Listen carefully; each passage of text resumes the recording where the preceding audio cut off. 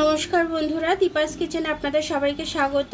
আমি এই যে শোল মাছ নিয়ে নিয়েছি, শোল মাছটাই আমি আজকে রান্না করব, সেটাই আপনাদের সাথে শেয়ার করব। তো চলুন আমি কিভাবে করি একটু দেখে নিন। শোল মাছে নুন হলুদটা মাখিয়ে নিচ্ছি। নুন হলুদটা আমি একটু ভালো করে মাখিয়ে নিচ্ছি। মাছটা নুন হলুদ মাখিয়ে রেখেছি, ভাজতে দিয়ে দেবো। কটা মাছ এইভাবে আমি ভেজে নেব।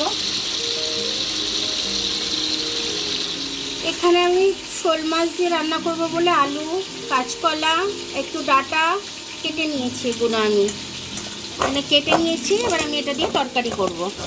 গরমকাল পড়ে গেছে, খুব গরমও লাগছে, ওই জন্য শোল মাছটা পেয়েছি বাজারে খুব ভালো। সে কারণে আমি ভাবলাম যে শোল মাছটা দিয়ে সবজি দিয়ে একটু ঝোল করি আজকে। গরমে খেতেও ভালো লাগবে, লেবু দিয়ে একটু। কালো জিরাটা একটু ফোড়নে দিয়ে দিলাম। কালো জিরাটা আমার ভাজা হয়ে যাবে। এবার আমি সবজিটা দিয়ে দেবো এর মধ্যে।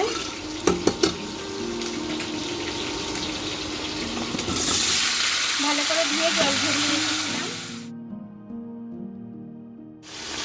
নুন দিয়ে দেবো একটু ভাজতে দিয়ে। এবার আমি এটাকে ভালো করে নেড়ে মিশিয়ে নেবো, দিয়ে ভাজতে বসিয়ে রেখে দেবো। মাছটা গ্যাসে ভাজতে দিয়েছি। এখানে আদা আর কাঁচা লঙ্কাটা আমি নিয়ে নিয়েছি, এটা মিক্সিতে পেস্ট করে নেবো। এখানে আমার মাছ ভাজাটা লাল লাল করে ভাজা হয়ে গেছে। এবার আমি তুলে নেবো মাছটাকে।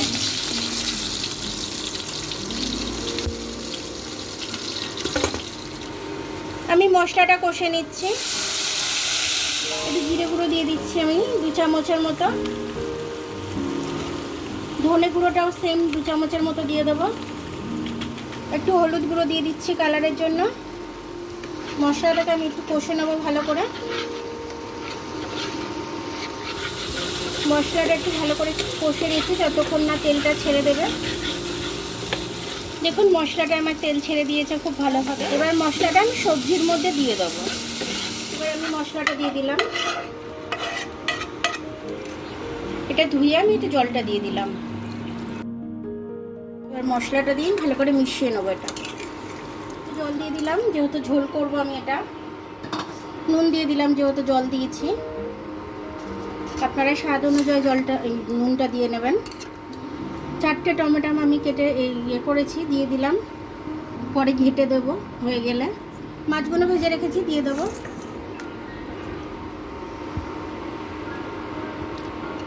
মাছগুলো একটু আমি জলের মধ্যে ডুবিয়ে দিচ্ছি ভালো করে, ঝোলের মধ্যে।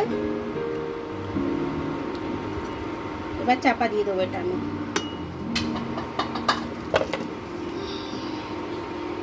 এবার মাছের ঢাকনাটা খুলে একটু দেখে নেব।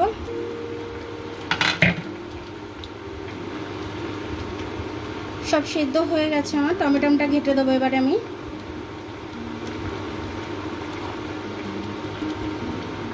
এবার আমি নামিয়ে নিচ্ছি। আমার তরকারিটা কমপ্লিট হয়ে গেছে। এরকম যদি মাছের ঝাল আপনাদের ঝোল করতে ভালো লাগে, এরকমভাবে গরমকালে করে খাবেন, ভীষণ ভালো লাগবে। গরমকালে এরকম টাটকা মাছ দিয়ে ঝোল করলে ভাত খাওয়া হয়ে যাবে, আর কিছু লাগবে না এর সাথে আমাদের। তো ডাঁটা দিয়ে, আলু দিয়ে, কাঁচকলা দিয়ে আমি ঝোলটা করেছি, খুব সুন্দর হয়েছে। তো আমার ভিডিওটা দেখার জন্য অনেক অনেক ধন্যবাদ। আমার ভিডিওটা যদি আপনাদের পছন্দ হয়, লাইক, সাবস্ক্রাইব, বেল আইকনটা একটু টিপে দেবেন। আর যদি ফেসবুক থেকে দেখেন, লাইক আর ফলোটা একটু করে দেবেন। আবার কাল দেখা হবে নতুন রেসিপির সাথে। ততক্ষণ আপনারা ভালো থাকবেন, আমি আসছি।